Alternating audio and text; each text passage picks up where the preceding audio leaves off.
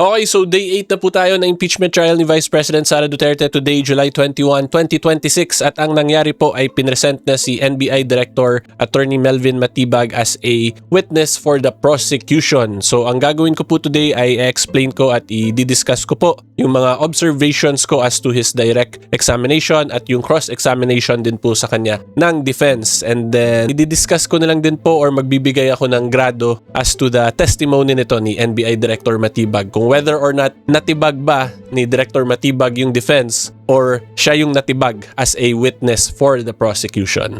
Okay, so good day po to all of you, my fellow taong bayan, mga kasimor. Hopefully po lahat kayo ay hindi masama yung pakiramdam or walang sakit katulad ko, kasi kung napansin nyo naman po siguro or kung naririnig po ninyo, medyo iba po yung boses ko kasi I currently have a flu. So sa lahat po ng wala pang flu, make sure you drink a lot of water, drink a lot of vitamins, at para sa mga katulad ko naman po na may flu din, ganun din po yung reminder ko to all of you. Okay, so good day po again to all of you at yan po ang video natin for today.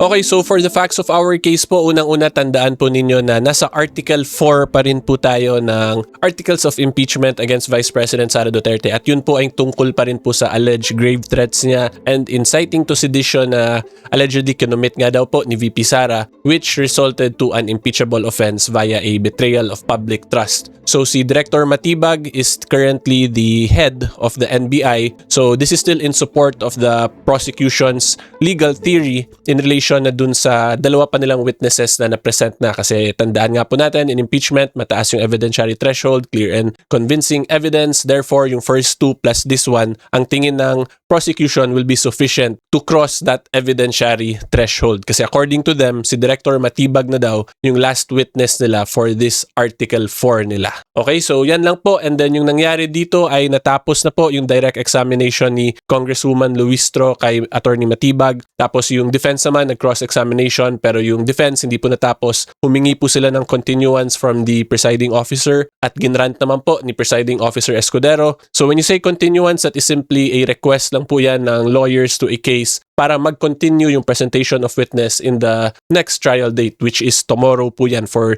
this impeachment trial.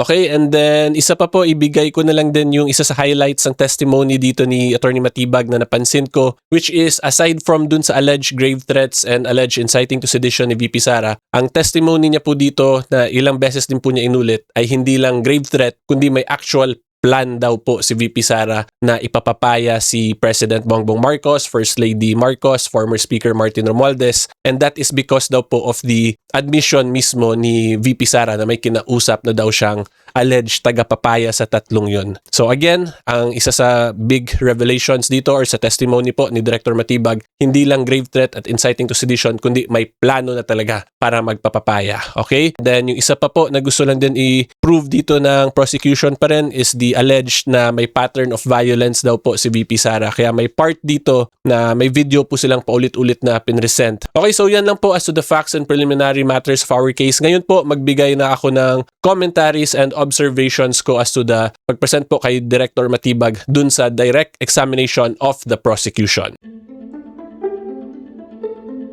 Okay, so as to the direct examination, ang nag-present po kay Attorney Matibag, kay Director Matibag, is si Lead Prosecutor Congresswoman Luistro. So, ang una ko pong masasabi talaga dito ay makikita natin yung political side din talaga ng impeachment proceedings, and the reason being is because of the manner, yung way po ng question yung question and answer, yung paraan po ng pag-question ni Congresswoman Luistro, yung way po nila pag-present ng mga videos ay, kung ako po tatanungin, posibleng maka-apekto sa political reputation and or political capital ng respondent. And doon natin ka makikita na may political angle because the respondent herself is also a politician, di ba? Si Vice President Sara Duterte. So aside from the legal side, ay kung ako lang po ang tatanungin ninyo, ang pansin ko po, ang observation ko, ay talagang gusto rin maatake ng prosecution yung political capital and or reputation na yon ni VP Sara Duterte. Kaya ako po, napansin ko, and I'm not sure kung kayo din po napansin ninyo, meron pong part dito sa direct examination na may video si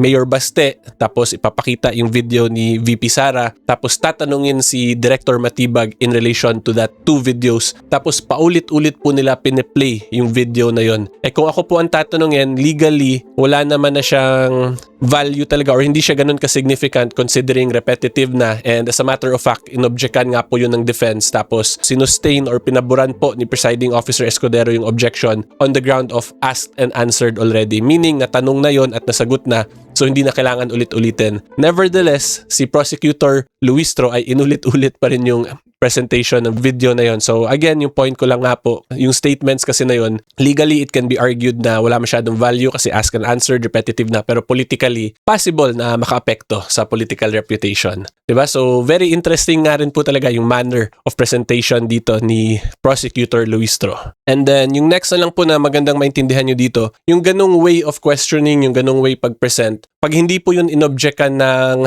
kabilang party or ng defense, ay most likely papayagan yun pero na-objectan yun siya ng defense, pero natanong na rin, na-put out there na in public repeatedly, naging part of the records na. So, tingnan na lang natin kung ano yung maging apekto nun. Kung whether or not, bababa ba talaga si VP Sara sa surveys after all these side political attacks aside from the legal attacks or legal issues po na gusto i-present or i-address dito ng prosecution sa impeachment trial. So, regarding surveys po, ang alam ko may lumabas, it's either kanina lang or kahapon yung latest na survey results. And si VP Sara naman ay mataas pa rin yung ratings. So, pwede natin sabihin na so far yung mga nangyari sa impeachment trial ay hindi pa talaga nakaapekto sa political reputation or capital ni VP Sara. So, yan. Kaya siguro mas aggressive. Kung ako lang po tatanungin na, mukhang mas aggressive sila dito sa pag-present kay Director Matibag in relation dun sa political angle nga na presentation. So, maybe that is probably one way to address that kasi kung hindi po makakuha ng impeachment conviction dito yung prosecution,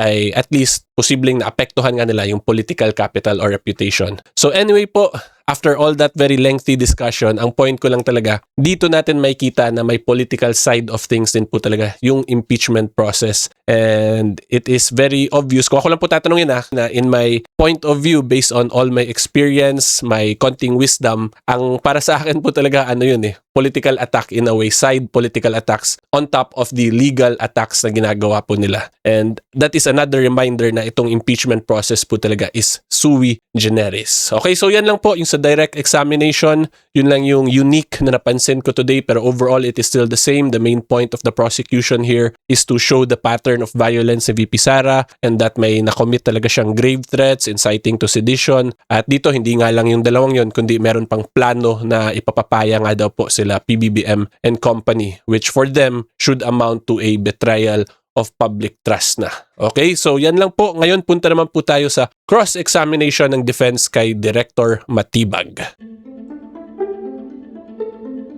So quick break lang mga ka-Seymour, gusto ko lang po kayo i-remind na hopefully po you can like this video and mag-subscribe din sa YouTube channel ko kasi 100% free po yung YouTube subscription. Tapos kung gusto naman po ng behind the scenes /Maritesan sa Facebook naman po kayo mag-follow. And of course, salamat din po sa lahat na nakasubscribe na. We have recently crossed po 464,000 subscribers sa YouTube. Konting-konti na lang po, mag 500,000 na tayo kaya hopefully po makonsider ninyo mag-subscribe. Okay, ngayon po, tuloy tayo sa discussion. Okay, so as to the defense, yung cross-examination pa rin po, yung main legal theory pa rin nila is the lack of personal knowledge ni Director Matibag dun sa pag-investigate nung dalawang alleged crimes of grave threat and inciting to sedition kasi hindi pa naman daw siya NBI director nung panahon na yon. At dito po sa part na itong naka-flash ngayon sa video, pinakita ni Attorney Vinluan na hindi pa yung signatory dito si Director Matibag sa mga subpoenas na to, which therefore enforces their legal theory na wala ngang personal knowledge si Director Matibag as to the investigation of those two alleged offenses committed by VP Sara Duterte. Okay, so again, main theory pa rin po, lack of personal knowledge. And then yung next po ay tinest din talaga nila yung credibility and impartiality ni Director Matibag. Binanggit pa nga po dito ng defense yung asawa ni Director Matibag kasi incumbent congresswoman din po siya sa Laguna. And then yung prosecution po dito was objecting repeatedly as to the questions in relation dun sa wife ni Director Matibag. Pero ang napansin ko po talaga personally based on the demeanor dito ng parties during the time na natatanong na yung wife niya, medyo nag-init po dito si Director Matibag kung ako po tatanungin ninyo kasi meron siyang mga sinabing statements na wala pang ang tanong pero siya na yung nanguna at nag-admit na siya. And then yung next po na interesting development sa cross-examination is yung pagsabi po ni Director Matibag na umattend siya dito sa hearing without a subpoena and it is via coordination daw po with the prosecution. And nakuha po yun ng defense kasi tinanong po yun ni Attorney Vinluan dito. And then sinabi rin po ni Attorney Matibag na he coordinated or he met with the prosecution prior to his being presented as a witness. So yun yung mga interesting dito na napalabas ni Attorney Vinluan during his cross-examination. And then yung next naman po na interesting din kung ako lang po tatanungin ninyo kasi may part po dito na si Director Matibag was explaining already na yung mga ginawa daw ni VP Sara is an impeachable offense which amounted to a betrayal of public trust. Tapos kung ako lang po tatanungin yung observations ko, meron din siyang mga remarks which are very conclusory or in Tagalog pa parang totoo na talaga ba na ganun yung findings na hindi lang nga grave threat yung ginawa ni VP Sara, hindi lang inciting to sedition, kundi meron na talaga siyang hinire na assassin by her own admission. Pero nung tinanong po siya ni Attorney Vinluan kung sinabpina na ba niya si VP Sara, meron na bang affidavit of investigation for that alleged na may hinire na tagapapaya nga, ang sinagot ni Director Matibag doon ay wala pa daw silang in-issue na mga ganong documents. So kung ganun po kasi yung statement ng isang witness, pwede po yan i-argue ng defense na paano niya nasasabi yung conclusion na may mga ganitong bagay nang ginawa si VP Sara pero ongoing pa pala or hindi pa tapos yung mga investigation kasi wala pa nga pong issuance of subpoena, wala pang affidavit of investigation. So medyo ano lang po yun, kung ako tatanungin, it is favorable to the defense kasi it would now appear na the NBI director, meron na siyang conclusion sa sarili niyang thinking pero hindi pa tapos yung investigation. So from there,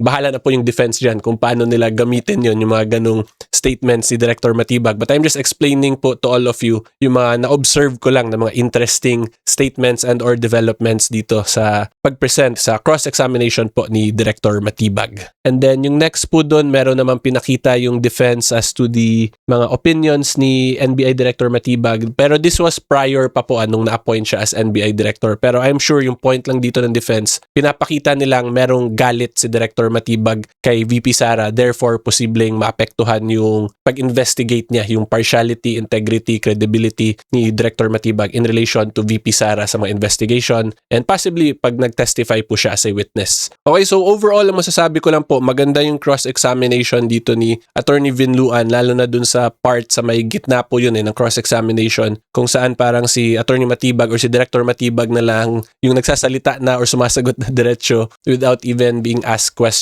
pa. So, yan yung cross-examination so far. Hindi pa naman po tapos kasi may continuation pa nga bukas. Nag-request yung defense ng continuance which was granted by the prosecution. So, tingnan po natin kung ano yung magiging developments further tomorrow sa day 9 po. Okay, so overall ang masasabi ko lang po, tingin ko mas maganda yung cross-examination kaysa sa direct examination. Pero kailangan pa natin makita din yung redirect kung meron bang maka-counter si Prosecutor Luis Tro tomorrow dito sa cross-examination. Pero kung ito lang, yung cross-examination lang gagamitin, ay maganda po to yung nagawa dito ni Attorney Vinluan kung ako po ang tatanungin ninyo. And special thanks din po pala sa lahat ng kasali sa membership program ko sa YouTube kasi na-realize ko or napansin ko po meron palang iba sa inyo doon nakasali na sa membership for at least 18 months. So that's more than a year. Halos 2 years na kayong part ng membership. So special shout out po dun sa mga matagal nang naka-member and of course dun sa mga bago pa lang nagpa-member. And yung member po, that's just one way to further support my content creation. May konting bayad po yan, very minimal lang at hindi naman po yan mandatory. So if you want to support me, ang request ko lang po talaga ay i-like yung video at mag-subscribe sa YouTube channel kasi yung dalawa po yun libre naman. But if you want to go further, yung membership option naman po yan sa YouTube. So again, just a special thanks lang po to all the members that have supported me, lalo na yung mga tumagal na nga at nakuha na nila yung mga badge, yung pinakamatagal na badge. Okay, so yan lang po ang masasabi ko. Hopefully klaro po yan and until next time, see you all po.